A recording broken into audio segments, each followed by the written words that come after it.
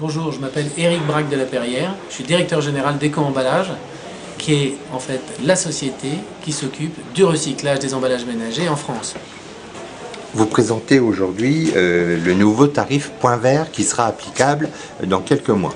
Absolument, donc Éco-Emballage a modifié le tarif du Point Vert pour les metteurs sur le marché, c'est donc pour les entreprises qui mettent sur le marché des produits emballés.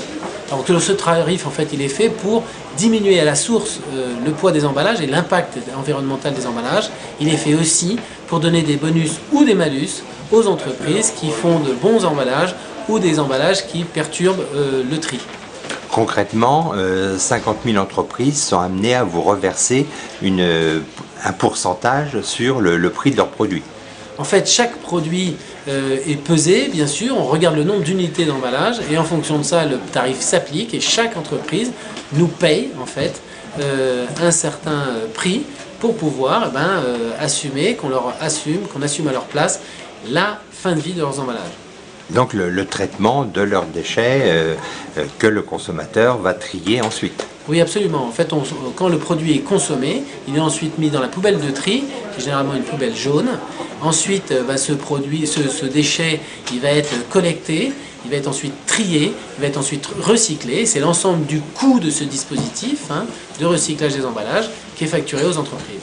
Alors, ce coût, est-ce qu'il est refacturé directement ou indirectement à travers le prix du produit au consommateur ?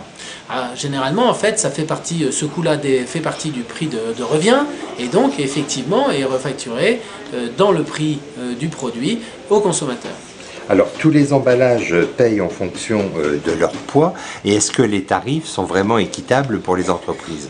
Oui, absolument. En fait, le travail qu'on a fait, c'était un travail extrêmement précis et minutieux pour faire en sorte que chaque matériau d'emballage, chaque emballage paye le prix, effectivement, qu'il doit payer pour qu'il puisse être recyclé. Alors, est-ce que l'avenir, c'est le vrac ? L'avenir, c'est le tri sélectif. L'avenir, c'est surtout le recyclage. L'avenir, c'est de créer de la confiance entre le consommateur et l'habitant pour que d'un côté, ils se disent j'achète un produit qui est fait aussi avec des emballages qui respectent, je dirais, l'environnement et en même temps, un produit qui me permet de bien comprendre où je dois le mettre, dans quelle poubelle je dois le mettre. Donc un produit sur lequel je trouve de l'information sur le recyclage.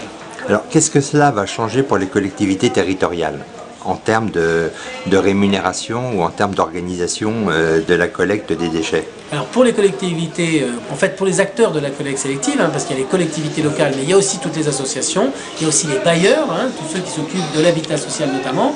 Ça va changer quoi? Ça va changer que Éco-Emballage va en fait payer davantage la performance et donc si jamais bien sûr il y a plus d'efforts et plus de résultats, l'ensemble je dirais des équipes d'Éco-Emballage est là pour finalement faire en sorte que les collectivités locales et les autres acteurs aient une rémunération qui soit faite sur la performance et le nombre de tonnes de recyclage qu'elles effectuent.